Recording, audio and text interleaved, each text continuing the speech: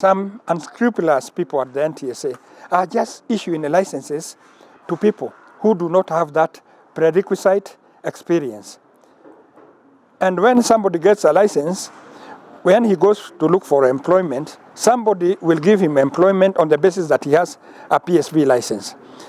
And that's why we think that our people, our traffic police, NTSA, should be very, very vigilant on scrutiny of these licenses, because most of these accidents are caused by people who do not have any experience on our roads.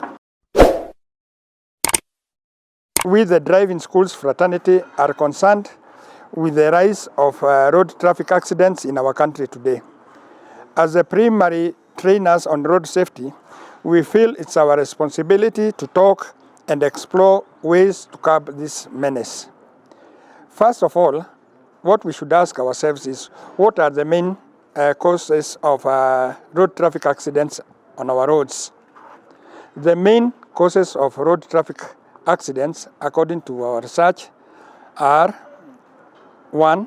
Drunk driving, 2. Overspeeding, 3. Fatigue, 4. Corruption, 5. Poor road markings and signage, 6. Indiscipline, 7. Lack of education, and 8, and which we believe is one of the biggest issues, is psychological disorders. Many long-distance drivers today in both the public and the private sector partake in alcohol and stimulation drugs so as to cover as much distance as they can on a particular day. This is because they are paid wages based on the trips they make.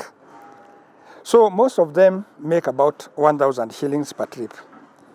This money in our economy today is not enough to make their ends meet, and this makes them careless and makes them overspeed, yet they are fatigued and therefore are prone to accidents. This is marked by a don't care attitude and road rage in our roads.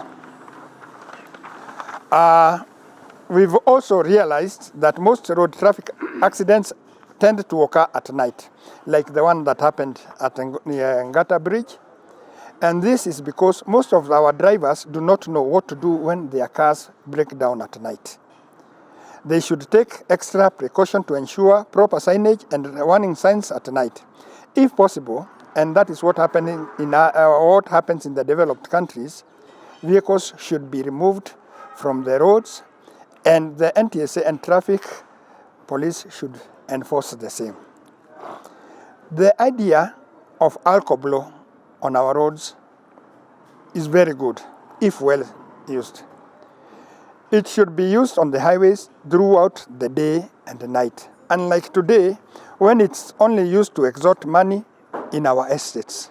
Instead of alcohol being used to control drivers who are driving on our highways, unapata our people, our police and our enforcement people go to the villages and estates and time people who are going home at night and arrest them and extort money from them. At the same time, most of our boda riders do not undergo any driver training and therefore do not know what is required of them. They are very rude and very indisciplined and break the law at every other time. You'll find that you are on a roundabout and somebody is coming from the other side. Instead of keeping left on the roundabout, somebody is keeping right. And should you hit them, then that's when you realize that they are lawless. Most of them know how to ride bicycles, and after they know how to ride bicycles, they assume that they can ride motorcycles, and therefore that's why we have these problems, and our government should look at ways to ensure they train and have insurance, because most of them do not have. We've also realized that some people are getting driving licenses without undergoing any training. We came across some license last week where a person was issued with a license about 2 years ago. And the law says that after you've been issued with driving licenses for Class B, the small car, for example, you should wait for another 4 years so that you become a public service driver. Last but not least, Kenyans are generally a very angry people, especially when they see their leaders' opulence amidst growing poverty and ever-rising taxes.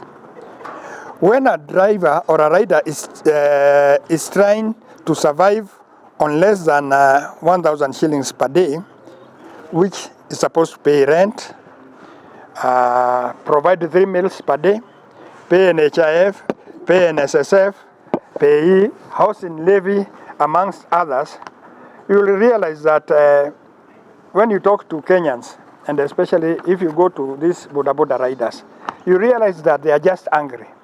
Recently, I found one that had double parked.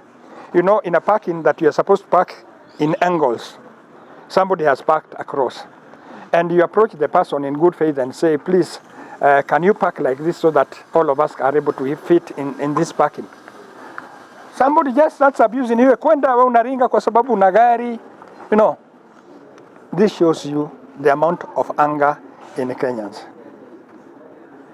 Kenyans are suffering when they cannot go to any public hospitals. And woe unto you if you got an accident. And I don't pray for any one of us to get an accident.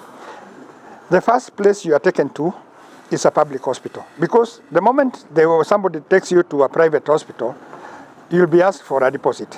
You are a good Samaritan. You found people in an accident. You are trying to save their lives. So what do? You take them to a public hospital.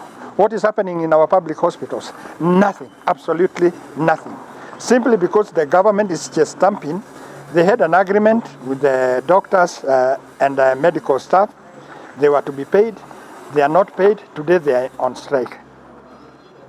We are going to the 2nd month of the strike. People are dying like flies outside here. People are frustrated.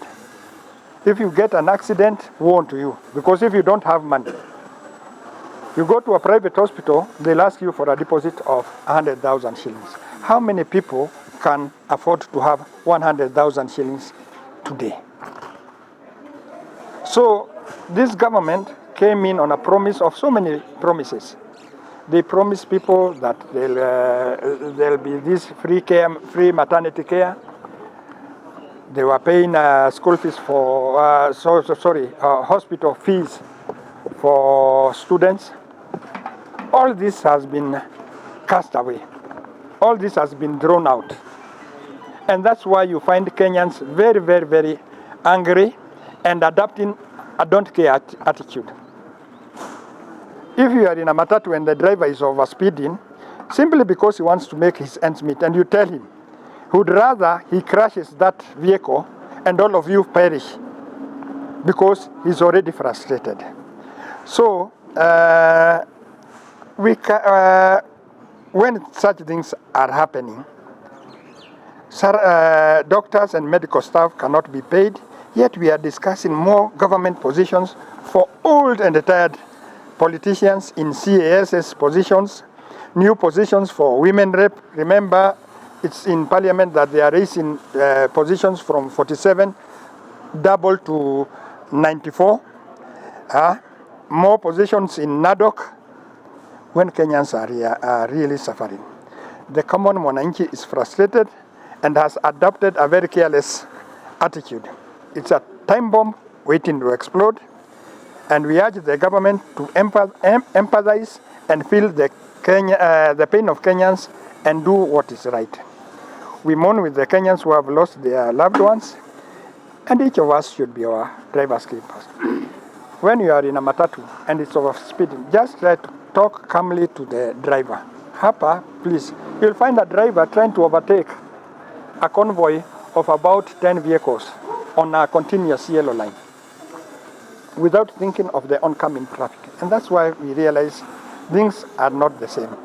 So that is our position as the Kenya Driving Schools Association, and we feel that the government is not doing enough to curb this menace.